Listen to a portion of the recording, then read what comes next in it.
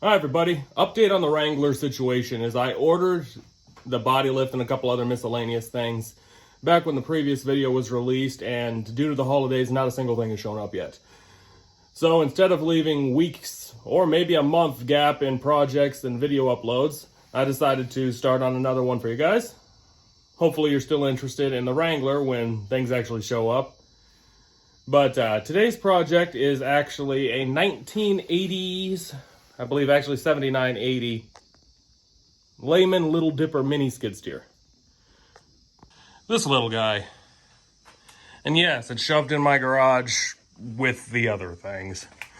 But I bought this about a month ago. Actually closer to 2 months, I believe. It has quick attach, accessory hydraulics, and it's a full hydro unit. No clutches like on the M444. But the problem with this machine before I bought it was the engine was a older K-Series Kohler, and it actually cracked the oil pan and the starter fell off. Apparently the engine was still good, but it was completely pointless to try to fix that since I couldn't find an oil pan for a month. And it's from what I was able to dig up online, it is a common issue. Not wanting to deal with the fiasco of trying to fix that original Kohler engine, which I never heard run in the first place, so I would have replaced the oil pan and just hoped everything was okay. I decided to go with an engine swap, which seems to be what I do all the time with that one. And now this little dipper. It's going to get a Briggs Stratton. Sadly, it's an 18 horse, which seems to be what I keep finding. Unlike the last one, dealing with chain drives and different sprocket size combinations to gear it correctly, this guy is actually going to be a much easier engine swap. As long as I get the crankshaft height right so it doesn't eat couplers. This right here is the hydraulic pump. It is a, well, you see the part number right there.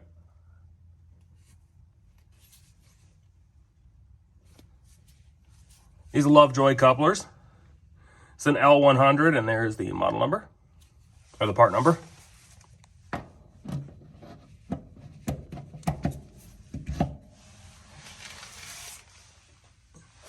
Instead of going with the Kohler engine, I decided to go with a Briggs Stratton Vanguard, because I don't want to put any money into this machine, well, any serious money into this machine, until I know the pumps are functional and, well, it's worth fixing. Since I bought it in an unknown running condition after it sat in a salvage yard for I don't even know how many years. What I've recently been doing is buying Briggs & Stratton engines and swapping them into different machines like this Bobcat or this Melro.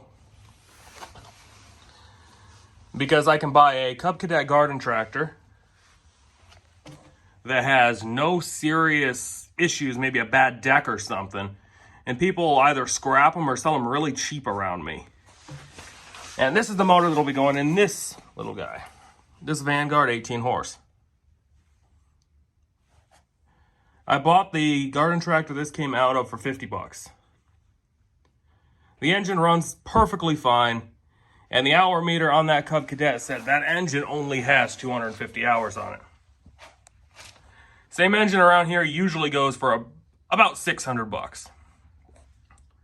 I sold the original K-Series engine that was in it with a bad oil pan in unknown condition for 150 bucks. So, with the couplers already and the engine replacement, I've actually made money. Couplers were $27 and $35 for the engine side. And the pump side.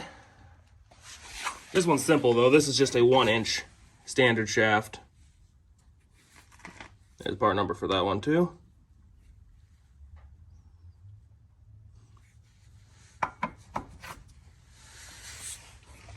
I've got to build an exhaust for it. I've got an oil cooler, just like I put on the Melro. That'll be putting on this engine as well.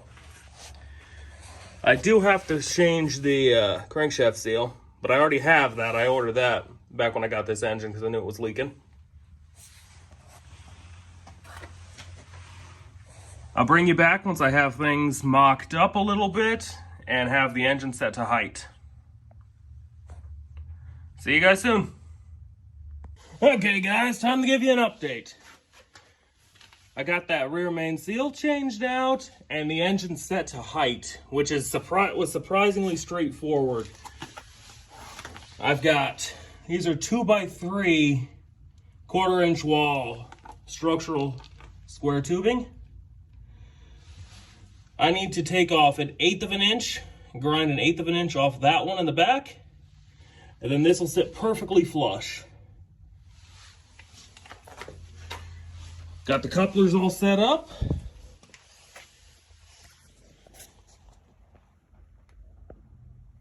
Right there.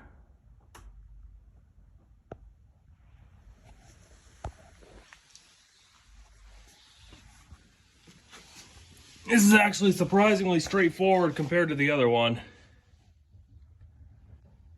Just need to adjust height a little bit.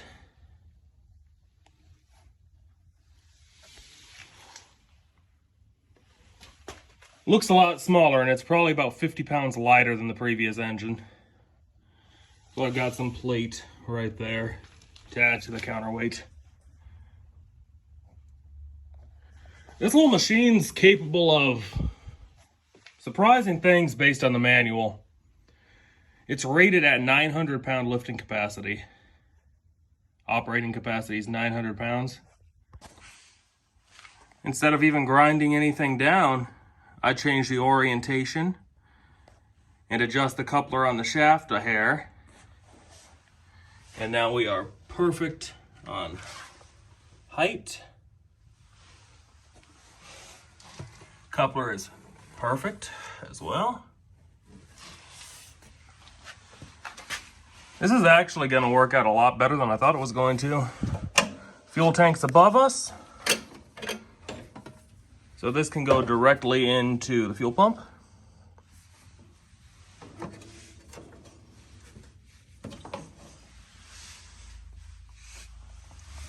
Battery's right up here. Well, I'll have to put it back in, but it's right up there. Starter's right here.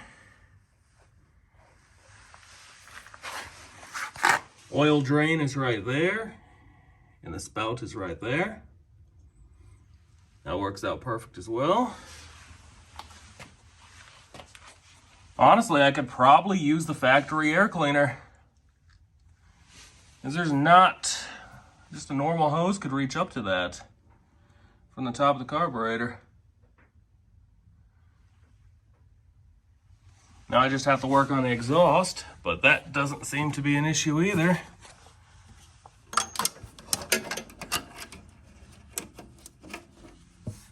Is right here. We could wrap right up and out the top. Might have to do something about the fuel line on that one. I'll bring you back once I got some more things figured out. Update. Just tacked the cross members in place.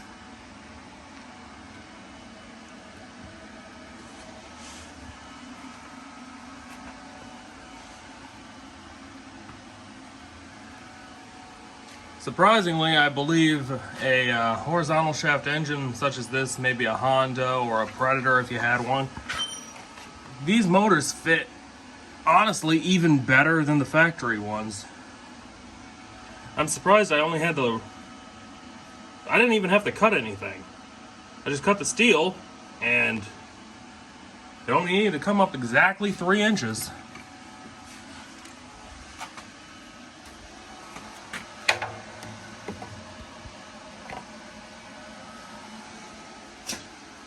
Now I just have to drill these cross members and bolt it down. Then I can work on everything else. Update, I got an exhaust welded up. Exit's right here.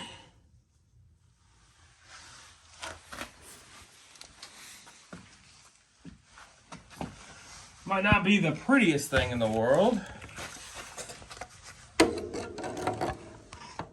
but it clears throttle and doesn't make contact with any piping, even though it looks like it, that's a heat shield on there.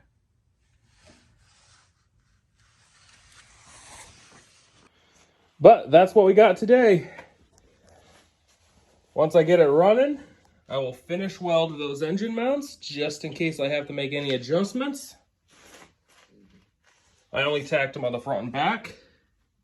Solid enough to start it and test it, but easy enough to cut if I need to readjust the engine. It sits in there nicely. The engine counterweight will fit perfectly on its bracket, or the machine's counterweight will fit nicely on that bracket that it has. Gotta bend that one back. I moved it around with the skid steer since it doesn't roll. There's no bypass on this machine. So when there's no motor in it, it does not roll. I bet you can imagine how much of a pain in the neck that was to get in here. Require that machine. And my Jeep rolled further back there and a winch through the door. But it's in here, and it'll soon to be operational, hopefully. Thanks for watching, everybody. That's it for the day. Hopefully within the next couple of days, I'll be able to make another video of its first start. We can test the hydraulics. Make sure nothing expensive is broken. I can set up a choke cable. Get a battery that isn't faulty. That one's got a dead cell in it. We can test hydraulics and see how this little guy works. I do like the quick connect on this.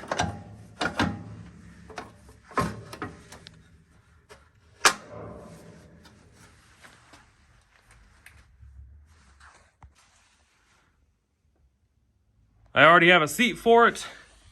It did come with a nice seat off a Dixon zero-turn mower, which is more than sufficient. Well, let's get it back together as soon as I can, and I'll bring you back when I get there. Take care, everybody, and have a nice night, and stay safe. Happy holidays.